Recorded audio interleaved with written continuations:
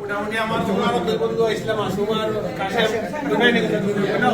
কাশেম হইতো না হইতো না খুশি আছে দিলাম তারা দিলাম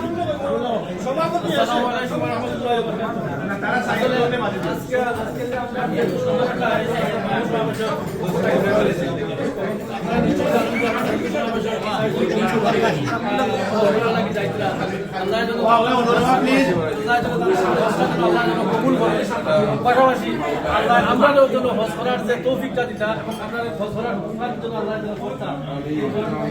তারা সব আপনার সাহায্য